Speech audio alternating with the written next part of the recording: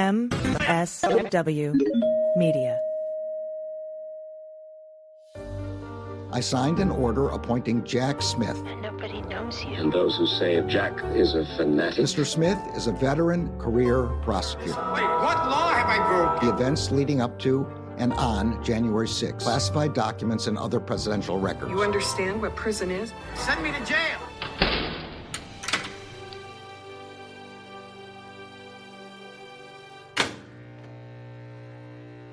Welcome to episode 80 of Jack, the podcast about all things special counsel.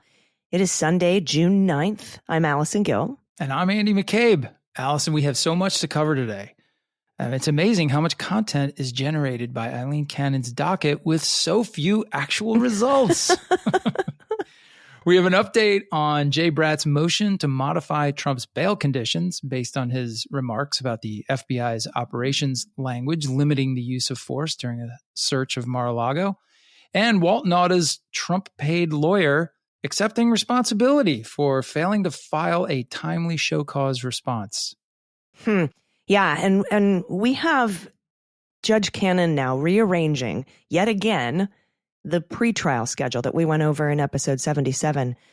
And she's allowing oral arguments from non-parties in the case in a hearing about whether Jack Smith was appointed and funded appropriately, along with a revelation in Michigan that the feds are still investigating the fraudulent elector scheme.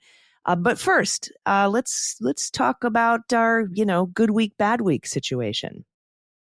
Yeah, I mean, I don't know. I got to turn the light this week onto Jack Smith. And I kind of feel like it's been another bad week for our man Jack because, just when you think the insanity in Florida has gone as far as it can go, and we've kind of squeezed the juice out of every possible delay, all of a sudden she comes up with new stuff. It's like the land of wacky decisions in Judge Cannon's court. And we got some of those today. We're obviously going to go through them this week. But I thought really no good news down there for Jack Smith. Nope. And, I think the bad week for Trump continues with, he's just still a convicted felon. And that's just going to be how it is for the rest of his life. So I don't know that we can really use that anymore in good week, bad week, since it's just a default, bad life. It's just a default characterization of his existence from now on. Yeah. But it was, for being I think it's just a neutral week for everybody. I think it's kind of bad for Jay Bratt with his, I think, mistakes in the motion to modify the bail conditions, and also not good that Judge Cannon is allowing oral arguments. We're going to get into this later. The circus is coming to town. It really is. I mean, but she did cancel that weird 3-day hearing about the scope of the prosecution team, but I think she's just postponed that indefinitely now. But I think with regard to the Florida case, I think it's just another bad week for speedy justice. Yeah, that's for sure. That's for sure. And I'm not convinced that hearing isn't going to come back at some point. The next, 40th revision of the schedule will contain that thing will show back up. So I have a feeling we'll see that again. Yeah, it was a real bad week for Steve Bannon, though. He was ordered to prison by July 1st, and so he'll have to go do that. Of course, they're calling it election interference because his sentence will basically run until a few days before the election. But, had he just served his time, he'd have been out in February of last year. Yeah, this is the most postponed 4-month sentence I've ever heard. Yeah. So, you can't call it election interference if you're the cause of the delay. If you're what's running this right up to the election, because with your delays and your privilege battles and your continuances and your appeals and being out in dependency of your appeal, that's on you. I'm sorry. Yeah. Yeah, maybe interference with the primaries, but not now. I mean, come on, it's crazy. And not even. He was indicted a year and a half ago. He'd be all done had he just served a sentence. It's only 4 months. Like, come on, buck up, get in there. So bad week for him. Bad week for Rudy. They recommended his disbarment. Yep. Bad week for Troopus and Roman and the Cheese, because they were indicted in Wisconsin. So, it's in other areas outside of the Jack Smith sphere. Purview, yeah. It's bad week for the them. big lie, I think is how the New York Times put it. But we'll see. Those cases are moving along. We'll be talking about Michigan a little bit later in the show. So, so there are progress in some places. It's just not, Florida's not one of those places. No. DC isn't either, but you can't blame DC, right? You can't blame Judge Chutkin. No. And really, as we crank on towards the middle of June, we got to start thinking about getting a ruling from SCOTUS. Those come out typically on Thursdays, so we have a little bit of a Thursday watch now for the next couple of weeks. I've guessed all along it'll be at the very, very tail end of the month, but who knows? Or even first week of July. I think it'll be within a month, within the next 4. By episode 85, we should have an immunity decision. There you go. Unless, of course, they have 29 more decisions to drop. They've bottlenecked their calendar to where they may now need more time to release their decisions. I don't know if they're going to push them into the next term. I have no idea. Usually, I asked Professor Steve Vladeck. Sure. And he's like, usually they just add some days onto the end of the term. They don't usually push them to next term. But I wouldn't put anything past these folks. So we'll see what happens. But talking about other delays, where should we start today? So let's go down to Florida with the motion to modify bail conditions. So you'll remember where we left off last week when Jay Bratt, one of the members of Jack Smith's team, filed a motion to modify the conditions of Trump's release. Now, to remind folks, bail conditions are the things Trump or any defendant must do or avoid doing to prevent being remanded to jail pending trial. So, for example, a defendant can't commit any crimes while they're out on bail, or else they can be sent to jail. And a couple weeks ago, after some exhibits were redacted and unsealed, liberating them from Judge Cannon's secret docket, we learned that Trump's attorneys misquoted the standard language the FBI uses on operations orders, which they must prepare before executing any search warrant. So Trump's lawyers said that the FBI was authorized to use deadly force when necessary, when the ops order actually says only when necessary and only when the lives of officers or other people are in danger. Now, Trump used that standard form to promote a conspiracy theory that the FBI and Joe Biden wanted to assassinate him.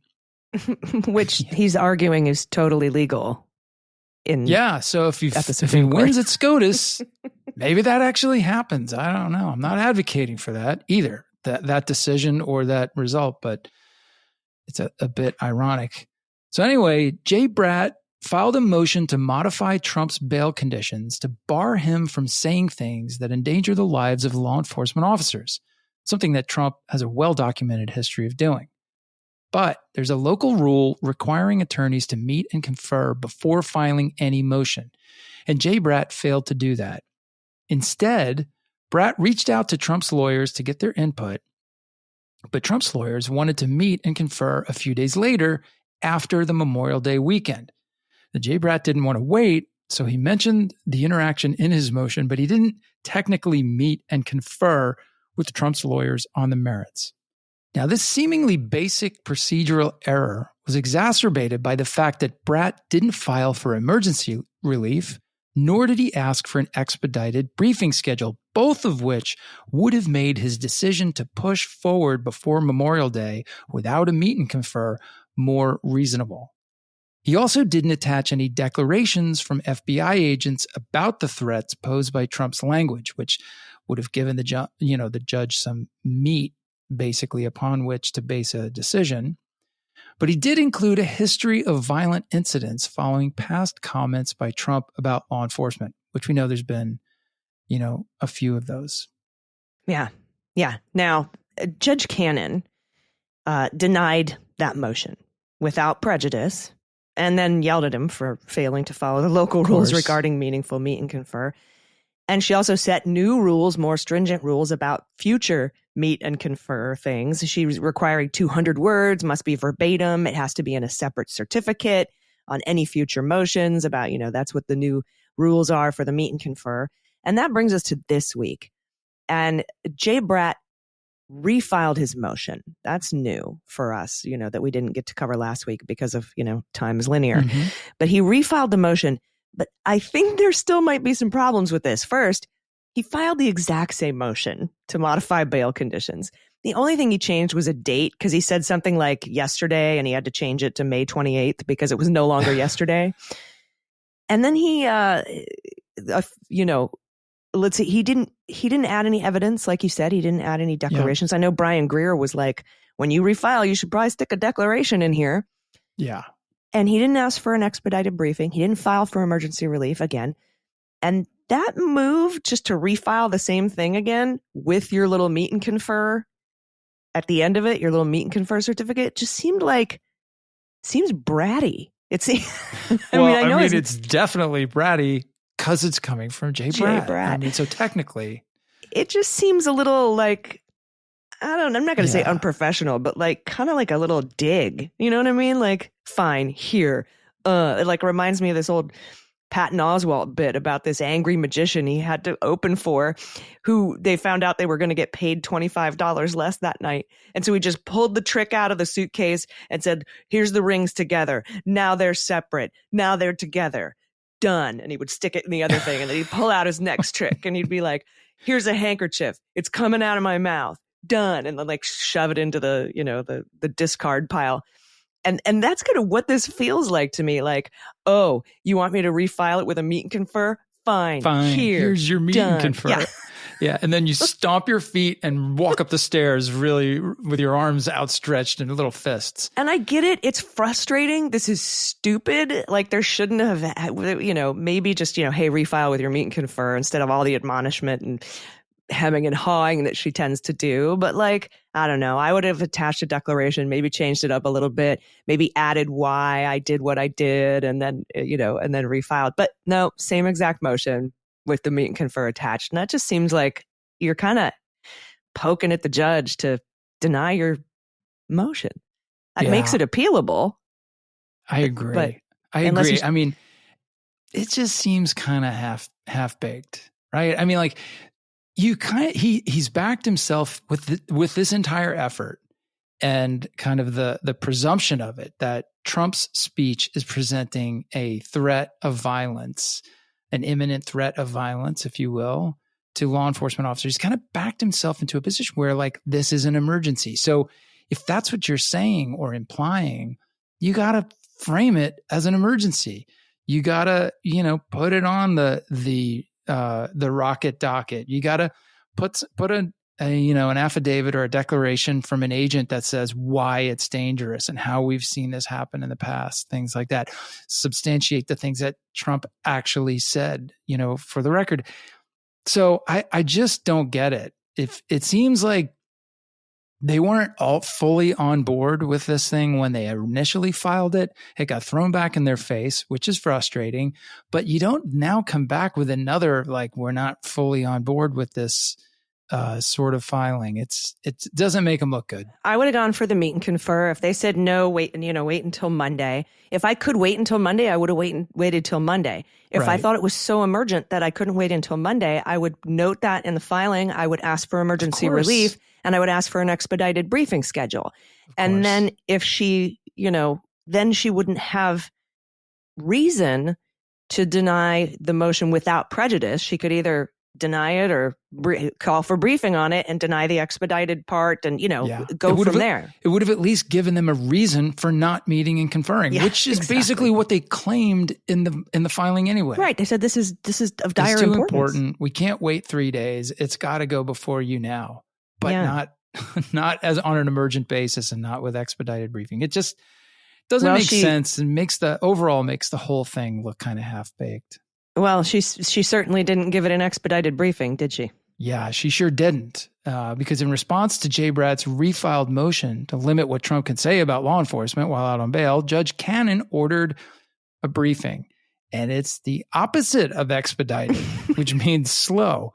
On June 2nd, she entered a paperless order on the docket requiring Trump's response by June 14th and the government's reply due on June 21st. Yeah, you don't need 3 weeks to brief this. No. Especially not if it's an emergency, which you kind of, in a half-baked way, claimed it was originally. Mm-hmm. Yeah, and it seems like Trump hasn't posted any further assassination conspiracy theories. Doesn't matter. It's out there now and everybody's running with it. But she's given him a lot of time to do so. And, maybe also Trump is not making these additional comments because it would give more ammunition to the Department of Justice when she holds the ultimate 3-day hearing with amicus oral arguments attached in in August over this issue. So he doesn't want to give her any ammunition there or give the government any ammunition there. But I will say this. If she denies this motion, that will be appealable to the 11th Circuit. But after this, I think, mistake of violating the meet and confer rules and not making it an emergency, it might be a case to take to the 11th Circuit on appeal. They're certainly not making their case any better.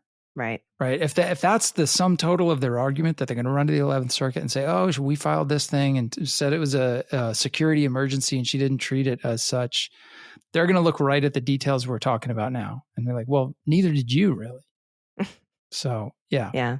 And so that briefing that'll be fully briefed by June 21st. There's also something really fun now that's going to happen on June 21st. And when I say fun, I mean awful and weird. And we're going to talk about that after this quick break. So stick around. We'll be right back.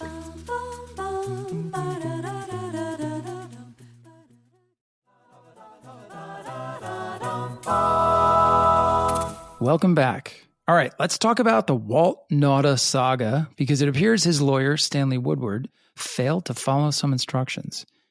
So let's piece together what happened with this. On May 21st, Judge Cannon issued this order. She said, the court is in receipt of the joint status report regarding sealed filings. Upon review, the clerk is directed to unseal ECF, and then she lists several document numbers. She goes on to say, on or before May 28th, 2024, Defendant Nauta shall publicly file docket entry 138 with redactions to names of potential witnesses, ancillary names, and personal identifying information, PII. And the special counsel shall publicly file docket entry 142 with redactions to witness names, ancillary names, and PII. In docketing these filings, the parties shall clearly indicate in the docket text the corresponding sealed filing. Okay, so special counsel complied with the order to unseal their redacted filing, but Nauta failed to docket his. The government's redacted filing is the special counsel's response to Nauta's motion to reference discovery. It's of note that this filing was originally submitted on September 1st, 2023. Yes. Oh my God. Yeah, it languished on Cannon's secret docket while the parties litigated these redactions for 9 months. Yes, 9 months, 3/4 of a year. on this set of motions, redactions on this set of motions. How many of those SEPA proceedings got done in those 9 months? Oh my God. 0? Oh my God. Okay. So according to the September DOJ filing, Nauta was seeking grand jury testimony from last year's Garcia hearing. As a reminder, the Garcia hearing was held to ensure that the defendant, Walt Nauta, who is one of 2 defendants represented by the same attorney, Stanley Woodward, realized the following. 1, that there is risk of conflict of interest inherent in the joint representation of Nauta and the other defendant. And 2, that he is entitled to the services of an attorney who does not represent anyone else in the defendant's case. So you'll recall, Stanley Woodward had represented both Nauta and Yuscil Taveras, but Taveras opted to use the government-recommended lawyer instead of Woodward, the Trump-paid lawyer. Now, there will likely be a conflict of interest if this case ever goes to trial and Tavares testifies for the government, which he is expected to, Woodward would then have to cross-examine Tavares. And he really can't do so without violating his duties to both clients. Yeah, right? I remember this whole saga. Yeah. So let's say Tavares while Woodward was representing him, Tavares tells Woodward something that implicates his credibility. So now he's got his new attorney. He's testifying for the government. Woodward has to cross-examine him. Woodward either cross-examines him with the information that Tavares gave him, which is a violation of Tavares' attorney-client privilege, or he doesn't cross-examine him on that information, which is violating Nauta's right to have an unconflicted and aggressive attorney. So either way, you got a problem. So what do you do? Also, now if that happens, Nauta is convicted, after his conviction, Nauta can turn around and file an appeal for insufficient assistance of counsel because his lawyer basically had one hand tied behind his back with respect to the cross-examination of Tavares. Now, I think this was resolved because Tavares waived conflict of interest and was comfortable with Stanley Woodward representing Nauta. And so, but I think that's what eventually ended up happening. But that was kind of that. This is sort of the birthplace of this whole thing. Right. So in order to make sure that both defendants know what they're entitled to, and in order to make sure that if one of the defendants waives the conflict, which is what Nauta did, he can't turn around and use it on appeal later. Right. That's the purpose of the Garcia hearing. I know that was a really long explanation. I'm sorry about that. But that's why you bring him into court. The judge explains what's going on here, and both of them get the opportunity to either waive the conflict or say, no, judge, I think that's serious. I need a new attorney. So that's what happened. And on May 28th, Nauta was supposed to unseal his motion to get that grand jury testimony. And he missed that deadline. Yeah. And because he was supposed to make redactions to it, and they've been litigating these redactions for 9 months. And at that point, Judge Cannon ordered Nauta's lawyer, Stanley Woodward, to show cause, to file a show cause motion as to why he has to show cause, why he failed to comply with the court's order to meet that May 28th deadline. And on June 3rd, Cannon issued a minute order saying, I've received your late redactions, but have yet to receive your show cause filing. And she said that on June 3rd. And then later that same day, she issued the order. And then Stanley Woodward filed his notice of compliance. And here's what it says. It says, Mr. Nauta's lead defense counsel, Stanley Woodward, accepts full responsibility for and regrets the unintentional error in failing to comply with the court's deadline for submitting a redacted copy of docket entry 138 as instructed by the court in its May 21st, 2024 paperless order. This inadvertent oversight will not reoccur. By way only of explanation, defense counsel recognizes the significant effort by all involved in this action to manage the flurry of activity in this matter. Oh, sorry. There's a flurry involved here.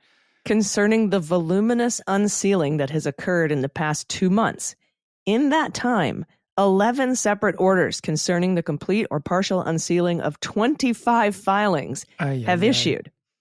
Mr. Nauta specifically was required to ensure 11 separate filings were docketed with redactions and thus available to the public with corresponding unredacted sealed submissions and accompanying notices cross-referencing each one. This is the thing that her secret docket has caused. Defense counsel's oversight in docketing a redacted copy of docket entry 138 was inadvertent, and again, defense counsel sincerely regrets this error and apologizes to the court. Yeah, and there's a footnote that reads, defense counsel is acutely aware that this is the second time the court has issued an order directing Mr. Nauta to comply with a prior order of the court. So, I mean, a couple takeaways here. First, Stanley Woodward has missed a couple of deadlines, and Cannon doesn't seem to have a cross word for the guy, at least not yet. I mean, maybe she comes out with one, but so far none. And meanwhile, in every DOJ motion she grants, she reprimands the DOJ, takes him to the woodshed consistently. Second, These motions about releasing grand jury testimony sat on the secret docket, did I mention, for 9 months. And we still don't have Nauta's redacted version. 9 months to resolve just the redactions for these motions. And this is just one of over a dozen on the secret docket. My gosh. At least at least they're running parallel and not, at least they're concurrent and not consecutive. Like, all right, we're going to spend 9 months and do this one and then on to the next, Man, how about Woodward though? Like fails to file the thing on the date it's required. So she hits him with an order to show cause. And then he just turns around and files the thing late. No order. Right. And he still hasn't shown cause. He still hasn't said why. He just said, my bad. There was too much stuff going on. Right. Sorry. Won't happen again. Although this is at least the second time that it's happened. So maybe. But is she going to come after him for failing to adhere to the local show cause rules? Probably not. I doubt it. Anyway.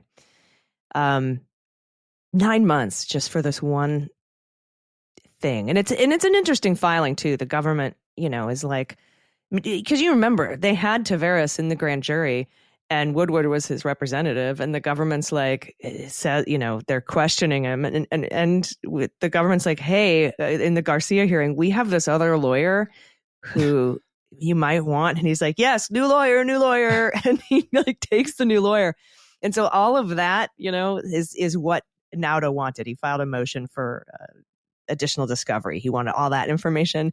And of course, Judge Cannon put it on the secret docket and said, and by the way, none of those motions were filed publicly because they wanted to redact the witness names, Taveras and the names of all that stuff and the grand jury testimony and things like that. Right. And so she's like, well, you can't do that on the public docket. So file it all private and we'll talk about the redactions. And then 8-9 months later, she goes, okay, now that we've figured out the redactions, you need to unseal you need to make the redactions and unseal your motions. And he failed to do that. And that's why we ended up here. Just really 9 months, man. That's 9 months. And once again, let's remember that this entire secret docket thing is a construction of hers that's supposed to aid transparency. So instead, the result is they litigate this stuff in secret for 9 months. You could have a child in that time. You could literally give birth to another human life in the time it takes her to figure out redactions on a motion. Yeah. And none of us know any of it is happening because it's all in secret. So well done on the move for transparency, Judge Cannon. Yeah. And in Florida, you would actually have to carry that pregnancy to term. I'm just, that's a good point. Throw that in there. All right. We have a lot more to get to, especially this, the mystery June 21st thing I told you about. Mm-hmm. I'm really excited to talk about it. Again, I said it was fun, and what I meant by fun was awful and weird. So we're going to talk about that after this break. Stick around.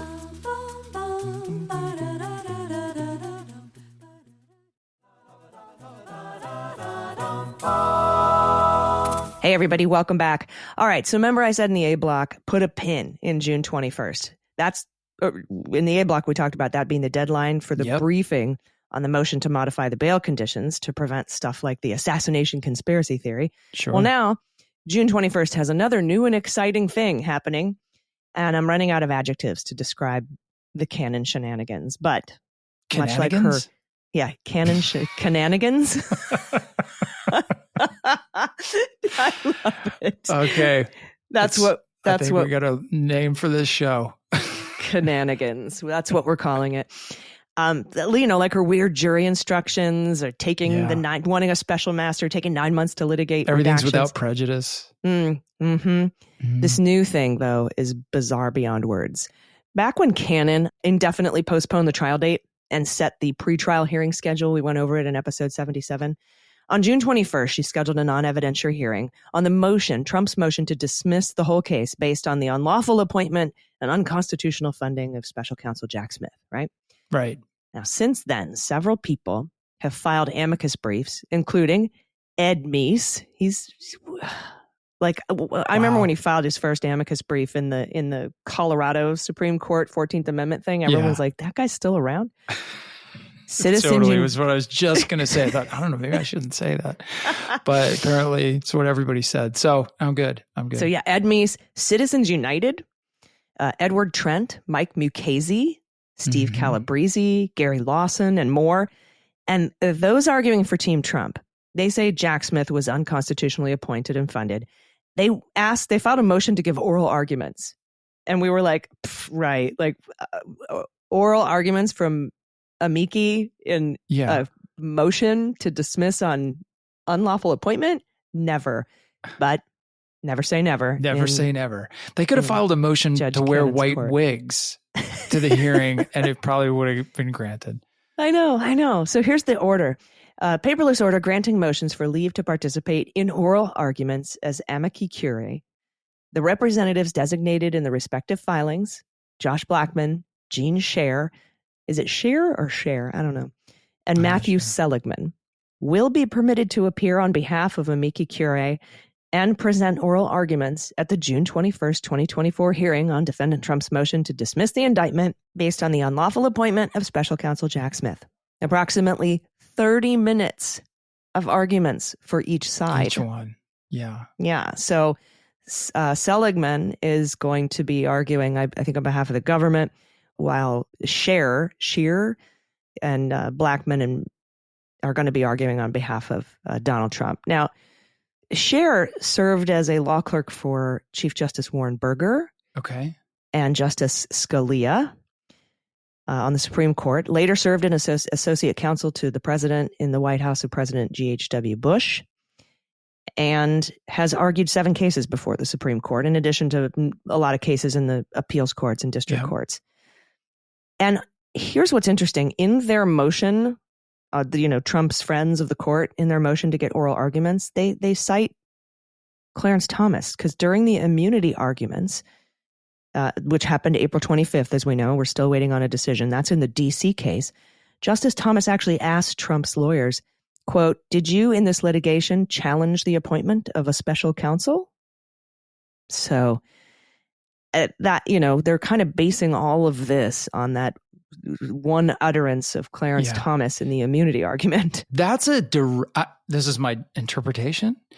That's a direct shot at the judge. That's like, hey, heads up, the Supreme Court is interested in this issue, because a question during oral arguments has zero precedential value. It's not law. It's not a finding. It's not even dicta. It's just stray voltage. So that's just crazy. Yeah, just nuts. Absolutely. So real quick, Andy, what is Trump's argument? What will this Scheer fella be arguing on behalf of Ed Meese and Citizens United and Mukasey and Donald Trump in order to dismiss the case, saying that Jack Smith was inappropriately appointed and funded? Yeah. So this is a pretty detailed, kind of esoteric constitutional argument. It's premised on the Appointments Clause, which is found in Article 2, Section 2, which talks about the president having the power, with the advice and consent of the Senate, to make treaties, blah, blah, blah. And then about halfway down, it says, referring to the president's power, it says, "and all other officers of the United States whose appointments are not herein otherwise provided for, and which shall be established by law. But the Congress may, by law, vest the appointment of such inferior officers as they think proper in the president alone, in the courts of law, or in the heads of departments." So there's a lot of language in that kind of second half of the Appointments Clause that's relevant here. But basically, what the Trump motion argues, this is actually a quote from their briefing. It says, "There is no statute establishing an office of special counsel. As a result, because neither the Constitution nor Congress have created the office of special counsel, Smith's appointment is invalid, and any prosecutorial power he seeks to wield is ultra vires," which means beyond the powers or exceeding the scope or power conferred by law. So basically, their argument says that Jack Smith is not an officer under the statute cited by the AG. So in his appointment of Smith, of course, the AG references some statute, and they say under none of those statutes is Jack Smith a constitutional officer. At best, he's merely an employee of the Department of Justice. Now, they say that the AG also relied on regulations that were enacted by Janet Reno, which lay out kind of the details about how the Department of Justice appoints special counsels. And their argument is that regulations are not, quote, a law of Congress. There is no congressional act that creates the office of special counsel. And so since there is no office, then Smith is not a constitutional officer. Thus, he serves at the discretion of the Attorney General and not as an independent or as independent as the Attorney General has claimed that he is. So there's a lot going on here. And quite frankly, I'm not really sure why simply considering Jack Smith to be an employee who functions under the supervision of the AG is a problem or somehow renders his work as a special counsel or special prosecutor invalid. But I can say that these are probably the same arguments that were made in the Manafort case and have been made before. And there is a long history of special counsels appointed exactly the way Jack Smith was, and none of them have been thrown out as being unconstitutional. That battle was waged in the Manafort case, attacking, of course, special counsel Mueller, and he failed in that effort. So, yeah, and I imagine that if for some reason Cannon finds that Jack Smith wasn't appropriately appointed, or there's something wrong with special counsel regs or something, and that's somehow upheld all the way up to the Supreme Court, well, then you got to throw out Robert Hur's findings, and you got to throw out Durham's findings, and you got to throw out Mueller's findings, and you have to throw out David Weiss's findings, and they're in court right now on the Hunter Biden gun charges. So I don't really see how and you got to throw out is possible, because even if she makes John Durham's findings and the cases that he brought, okay, he didn't win any of them, so who cares? But had he, I mean, the whole thing is kind of nonsensical. And I don't understand why, even if they think, even if DOJ thinks that the Trump argument might succeed, who knows what'll happen in Cannon's court? That's just off the wall. You might as well flip a coin. But let's say she agrees with Trump, and then DOJ turns around and appeals it. What's to stop DOJ from then turning around and saying, okay, well, he's fine. He's an employee. He's actually functioned under the auspices of the AG from day one. The AG is the only person that can remove the special counsel. He can only do it for cause, but nevertheless, he has that he holds over the special counsel's head. So, if they sort of reclassify him, it doesn't erase the indictments that have been. No, but it does bolster Trump's argument that Joe Biden, by way of Merrick Garland, is pulling all the strings. His prosecutorial misconduct and vindictive and selective prosecution. But that doesn't get the case thrown out. No, it doesn't. And I don't think that the 11th Circuit would, and when I say that if she dismisses this based on, dismisses the indictment based on this, I don't think that makes it past the 11th Circuit. I really don't. I don't either. But that's basically what they're saying on that part of their motion, which is focused on the appointments clause. Yeah. Now, in addition, Andy, to granting these oral arguments, Judge Cannon has now rearranged the pretrial schedule and indefinitely postponed some things. We talked about that a little bit earlier. Yep. The new schedule goes like this. On June 21st, as we know, as previously scheduled, there's going to be argument starting at 9:30 a.m. Eastern on the appointments clause challenge for the whole day. The court anticipates starting with arguments from counsel for the parties, proceeding to hear argument from amici and rebuttal from the parties as necessary, and then accommodating any presentation of evidence if deemed necessary by me, the court. And note here, this was originally scheduled as a non-evidentiary hearing, so that's an interesting. There goes another one. I mean, what? Who knows? Who knows what she's going to say? She is not. We've already proven she is in no way limited by her prior decisions. So here we are. Now, what else did she change? Well, she said, by appropriate notice filed no later than June 10, 2024, Defendant Nauta shall clarify whether he adopts or joins in Defendant Trump's motion to dismiss indictment based on unlawful appointment and funding of special counsel Jack Smith. But not De Oliveira? Yeah, and who knows, like, Nauta's lawyer probably won't file on time, but then he'll be able to file it later.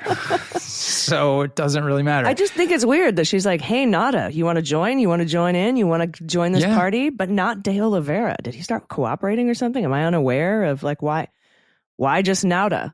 That is a very logical question, but I'm afraid we're in a place where logic doesn't apply the way it does in most other cases. So I don't know. It would be really funny if De Oliveira filed something saying, hey, what about me, Judge? What's up? Can I? Yeah. Give me a little join? love on the nudge, nudge. Your lawyer should do the following sort of signals. Right. Yeah. So she goes on to say, on June 24, 2024, the court will hear argument as follows. 10 a.m. Appropriations Clause challenge as raised in the defendant Trump's motion to dismiss the indictment based on the unlawful appointment and funding of special counsel Jack Smith. Okay. So now we have a day and a half. Yeah. They're only going to get to the appointments clause issue. That's the all-day hearing on what, the 21st? Yeah, and then 3 days later, they go back to the second half of the same motion. Okay. To talk about the money side, the money argument, that illegal funding allegedly. And then at 3:00 that same afternoon, special counsel's motion for modification of conditions of release. Remember that one? The emergency motion we talked about at the top that wasn't really handled like it's an emergency. I can go at 3 after 2 days of arguments about the other stuff. On June 25, 2024, the court will hear argument on defendant Trump's motion for relief related to Mar-a-Lago raid and unlawful piercing of attorney-client privilege. In light of the scheduling adjustments above, the court hereby cancels the partial evidentiary multi-day hearing on defendant's motions to compel previously scheduled for June 24 through 26, 2024, to be reset by subsequent order. And that was the hearing, the 3-day hearing on the scope of the prosecution team.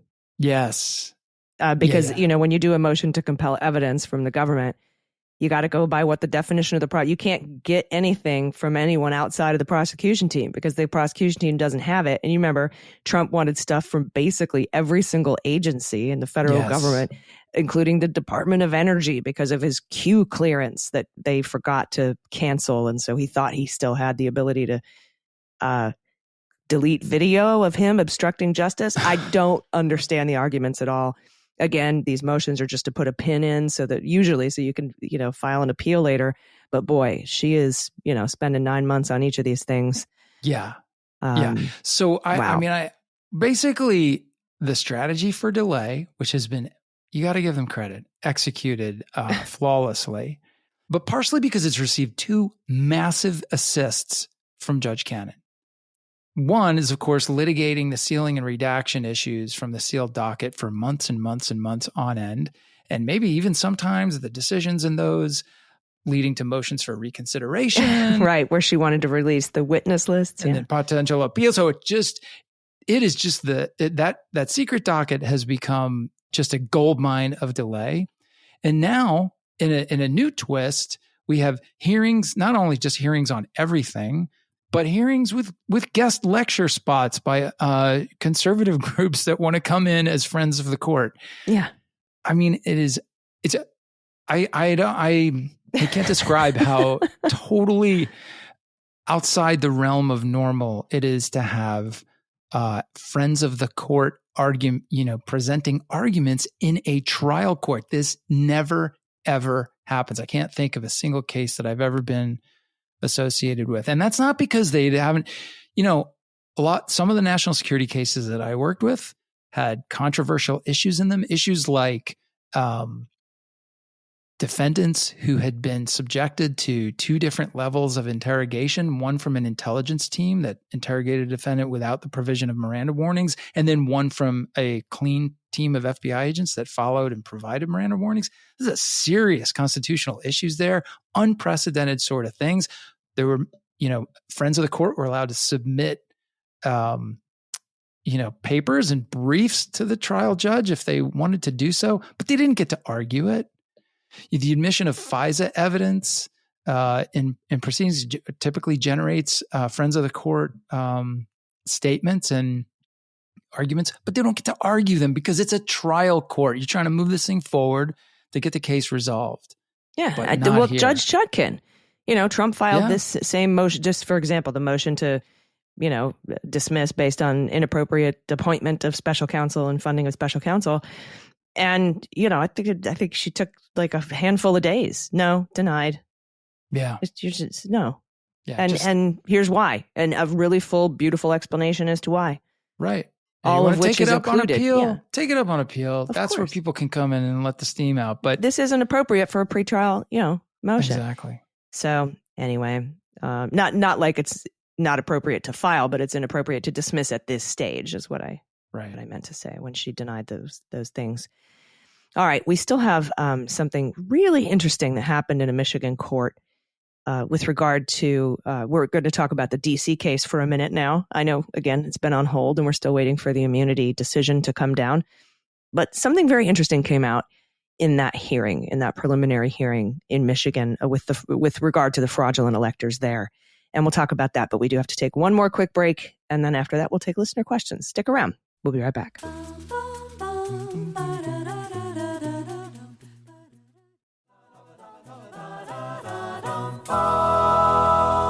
Hey, everybody, welcome back. All right, like I said, still no ruling from the Supreme Court on the immunity case, and I don't imagine we'll see it until the very, very last minute because, Justice Alito can't write his full dissent yet. He's very busy handling flags. Flaggate. Yeah, trying to move flags around his various properties. So he's busy, but I'm sure that this whole thing is taking forever because he wants to write a snitty dissent, and that's going to he'll put it off to the last minute. But it seems that the DC investigation continues. This is from Craig Mauger and Melissa Nan Burke at the Detroit News.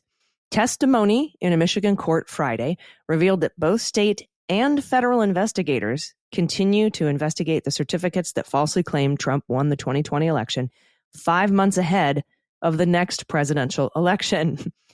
On the fourth day of preliminary exams, that's preliminary examinations of the witnesses for 6 Republicans whose names appeared on the false certificate in Michigan, a guy named Captain Darren Green of the Michigan State Police said he had been interviewed last Thursday, not this previous, but the week before Thursday, by someone from the FBI and 2 U.S. prosecutors from Washington, D.C. Now, if you're wondering who Captain Darren Green is, he was at the Michigan Capitol when a group of false electors tried to get into the building on December 14th to present their document to the Michigan Senate. And Green said the interview Thursday focused on the fraudulent electors. Now, 2 U.S. prosecutors from D.C. just a week and a half ago, Andy, what are they doing? We have long said that the reason that all of the unindicted co-conspirators have not yet been indicted in the D.C. case is to keep the Trump case clean and speedy to go before the election if possible, right? Yeah.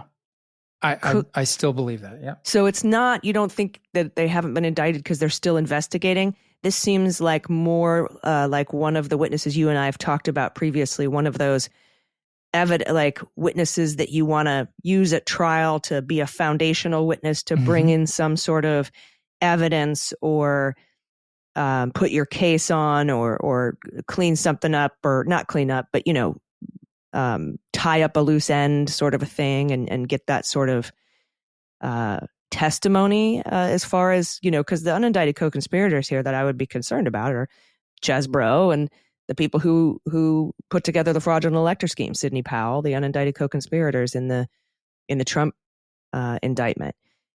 So maybe you need this particular witness to bring into evidence the fact that these Republicans were trying to get into the state house and were denied entry. I don't know. It's just an interesting thing that we know that in August of 2023, Jack Smith said to the court in D.C., this investigation is still ongoing. So we know it's still an ongoing investigation. It's just interesting that we're still seeing and hearing about interviews that are happening. Yeah, this really came out of left field. I think I've talked to a couple of reporters who were covering it, and I think it really took everyone by surprise. Interestingly, the testimony they elicited where they elicited this comment, I've heard that it wasn't really clear whether or not he'd ever talked to them before. So it could just be coincidence that whoever talked to him has talked to him, a long time ago when they were developing kind of the facts around this story for whatever purpose. And they happen to sit down with him and go through it again for whatever reason. So the timing could be kind of coincidental. But nevertheless, I think there's two basic possibilities here. If you intend to go back and actually pursue or investigate to determine whether or not you should pursue an indictment against a co-conspirator, this is a guy who you would definitely talk to if the facts of the fraudulent electors activity are part of that investigation. Right? This guy is he's a great witness, law enforcement witness, believable, and he can testify literally to their physical effort of trying to get into the building to commit the fraud. Totally. So if you're still investigating, instead they go down to the Chuck E. Cheese and sign the certificate because they can't get into the Capitol. So if you're investigating the unindicted co-conspirators, you're definitely going to talk to this guy. But especially, and I'm sorry to interrupt, but especially if you need to prove that these electors knew that they weren't the real electors. Yeah. Right. Because think about their defenses. They're going to say, whoa, no, that's not what we were doing that day. We were just having a coffee break outside and talking about politics. And then we were coming in. Or we were told this was a contingency thing, or we were tricked into it by Chesbro, or, He had an interaction with them at the door where he physically stands in front of them and doesn't allow them in the building. And they make statements. There's undoubtedly an exchange between him and them. He said something, they say something in reply. So you want all that evidence if you're going after the co-conspirators, but you also want that evidence if you're developing the narrative of the fraudulent elector scheme as one of the ways to prove that Donald Trump was trying to obstruct an official proceeding and essentially overturn the election. So it could still be about just doing their homework, firming up a witness's testimony, ironing out maybe some questions they had, maybe from an earlier interview, because they in an eventual trial of Donald Trump on the January 6th case, they're going to need to show these different efforts that he was involved in, that he instigated, that he was aware of, all of which contributed to the alleged obstruction of an official proceeding and the other charges. So it really, that's a long way of saying it could go either way. I don't think it's a solid indication of one direction or the other. And in fact, it's possible that both are still at play. Also interesting to remember, though, that part of the special counsel's job is to investigate and ultimately write a report. So this could be an effort, almost a defensive effort on the special counsel's office to say, you know what? We got to clean up the facts and what we have and the testimony we would present on this thing and build it all into our report, because the report might be the only thing we ever do. Right, like a preparation in case Trump wins the election and he wants to unseal the rest of these indictments or drop the rest of these indictments, put them out or at least say in the report out. Here's the evidence we have to bring in indictments against these other people who are unindicted at the time, and establish the most rich, detailed, permanent record of their work and what they thought about it before they get kind of cast off into the netherland by a Trump administration. Yeah, and I don't mean to say that in that this should be an alarm bell because he's prepping for Trump to win the election or anything like that. What I'm saying is that he's going to need this information for his report regardless of who wins the election. It's just when he puts the report out. It might make a difference when he releases his report. The election might. But, he's going to need all this information anyway. Like you said, he's going to need this information for when he indicts the unindicted co-conspirators, which I still am very certain he will at some point And so, yeah, you need that information. So that makes sense. You do. And look, he's a realist. He knows what the calendar looks like. He knows what's happening in November. He knows that it's a binary choice, that if Biden wins the case and the investigations and the trials and everything goes on, and if Trump wins, they all go away. So he's not going to want to, I would expect that team is doing a lot of different things right now. One of the lines of effort is preserving the record, drafting pieces that will ultimately be part of the final report if and when, I shouldn't say if, whenever they need to release that report. Yeah. And one other quick piece of news too, something that happened this week. And I mentioned this at the top of the show. Jim Troupis, Roman, and the Cheese have been indicted in Wisconsin. Now remember, Wisconsin didn't indict their fraudulent electors, but they did, they had to come out and admit that they did it and apologize. But they have indicted the architects of the fraudulent elector scheme in Michigan, which is Jim Troupis, Mike Roman, and Ken Chesbrough. So that's going to be very interesting. Wisconsin, I think, was also the prosecutors who figured out that Ken Chesbrough had that secret Badger Pundit Twitter account where he basically contradicted everything that he told prosecutors on Twitter. So that might change the outcome for the Cheese in several other states. We'll see. We'll see what ends up happening. Definitely. So listener questions this week, my friend. All right. So we've got one that I think really dovetails into a lot of the conversation we've had this week about Cannon so far, references what I thought was a really good article as well. So I'm going to go with this one. And it comes to us from Emily from Arlington, Emily. Emily says, hello, thank you both for all that you do to help educate us normies out here. In light of the recent CNN profile on Judge Cannon by Tierney Sneed and Hannah Rabinowitz, how well do you think Jack Smith's team is adjusting to Cannon's ways? To quote the article, she doesn't defer automatically to the assertions of prosecutors, cutting against the stereotype of judges always erring on the side of the government. I should tell you that stereotype is not accurate. That's not true. I don't think all judges don't lean towards the prosecution. I think they give the prosecution a much harder time so that when, if they get a conviction. The prosecution has a higher burden by definition, but nevertheless, there are some judges that are very, very defendant friendly. So it kind of goes 50-50.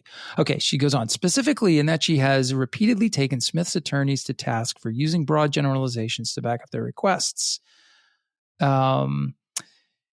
She says, it feels like DOJ keeps walking into her somewhat predictable nets. Could this be in the hope to eventually appeal, but she perhaps strategically doesn't give them a viable excuse to appeal and instead snags the chance to delay more? I'm just starting to wonder if DOJ isn't necessarily adapting and predicting as well as they could to having a crappy, nitpicky, and perhaps biased boss for a judge. Thoughts? Yeah, that goes right at the heart of why I think Jay Bratt should have refiled that motion in from a different position. Yeah, and I agree, as I said, with your assessment there, and I don't change any of that. But I wanted to raise one possibility here. And we've talked a bit about, are they just logging all this stuff into the kind of chapter after chapter of what will be the book of an appeal that goes eventually in front of the 11th Circuit to try to get her taken off the case? That's possible. It's also possible that they've determined that this is just a necessary period of suffering, and that when the case finally gets to trial, the evidence against Trump is so overwhelming that it kind of doesn't matter if they really have the judge on their side. And that happens in cases sometimes. I think the Manafort case was kind of an example of that. It was pretty clear the judge over that case was not supportive of the prosecution. A lot of very anti-prosecutor rulings in the motions in that case.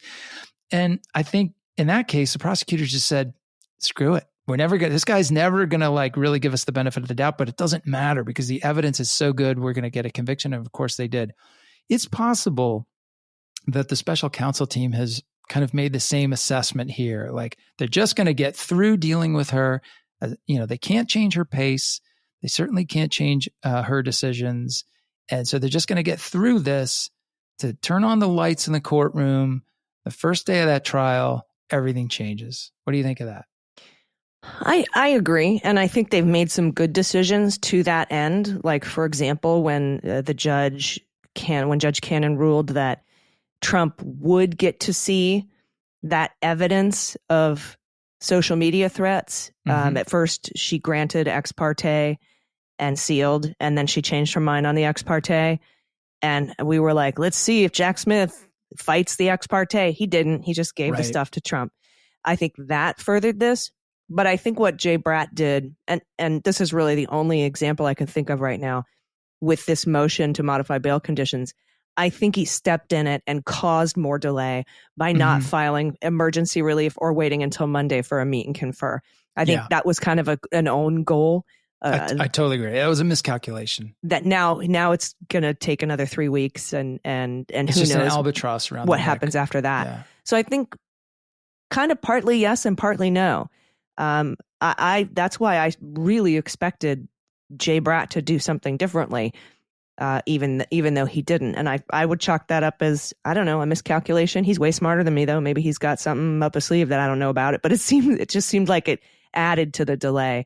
But that's really the only instance that I can think of here. We have not been very critical of their decisions to date, of their motion filings or anything like that, because there really hasn't been much reason to. This one, I think the criticism is totally fair. I also think on that motion, it's possible that they weren't really fully invested in it. There are all kinds of reasons that you would file a motion like that, and one of them is basically, and I don't know that this was the case. I'm just saying it's a possibility. I've seen it in other cases. It's possible the FBI was outraged by these claims and was demanding that DOJ do something about it. And it may be that even, DOJ didn't have that much really faith or hope that they would succeed, but they just kind of said, okay, we'll file it because the Bureau wanted them to. I've seen this before in cases where in a case like a defendant will do something stupid and will do something that basically qualifies as an assault on a federal agent. We don't take that kind of stuff lightly, and we scream to high heavens demanding that they be charged with assault on a federal officer. And those cases typically don't go anywhere. But sometimes, the U.S. Attorney's Office will file a case realizing that it's not really going to go anywhere. They're going to end up like dropping the charge and pleading the guy out to something else on the substantive case. But they kind of have to, as a show of support for something that the agents and the FBI takes very seriously. Yeah, it could be something like that going on here. I don't know that there is. I'm just throwing that out there as a possibility. Yeah, maybe the FBI rightfully was upset, wanted the DOJ to file something, and maybe the DOJ is like, bro, you want us to add another 3 months to the docket for your thing? Like, it sucks, and we're sorry. Maybe, who knows? Maybe that was a conversation that happened. As you know, I've not been a fan of these gag orders in any case. I feel like they put a lot of drag on the prosecution team for not a lot of benefit. Other people will argue that once the gag order is actually in place, Trump does moderate his language a bit, and maybe that's worth it. But this one, clearly, they've gotten no benefit out of it whatsoever. The judge hasn't even substantively really considered the request yet, and here we are. Mm-hmm. She won't until the end of the month. So, yeah, or maybe it was to just get the information out there of the fact that Beauvais and Blanche misquoted the standard ops form. Maybe just to get the information out there, because they don't really make statements, right? The only way they talk is through their filings. And so maybe that was just another way to get that information out there. We'll never probably know, but we'll, of course, report to you what ends up happening with this specific motion and all the other motions next time on Cannonagans. Do you have any final thoughts? Oh, by the way, if you guys, y'all are amazing. If you have any questions, please send them to us by clicking on the questions link in the show notes. And we'll talk about them So yeah, I'm going to bet you $1 that by episode 85, we'll have an immunity decision. Wow. All right. I'll take that. All right, cool. I'll take that bet. I'm going to say no decision until after episode 85, just because I'm trying to steal $1 from you. So there you go. Yeah, I think this is like I just want to say I'm continuously impressed by how well our audience tracks all the minutia and the details and the legal arguments around this stuff. It's fascinating to me that you guys are really in it as deep as you are. Well done. You're all getting kind of like free law school or something. I don't know. It's what it qualifies as, but you're getting a great insider look, and the questions show the interest and the depth of consideration that people are putting to this. So appreciate it. Yeah, it's pretty amazing. And we're glad that you're listening. And spread the word. Let other people know if they want a more in-depth understanding of these proceedings. Let them know that they can listen to the Jack podcast and get all that info. So thank you so much. We will be back next week. Until then, I've been Allison Gill. And I'm Andy McCabe.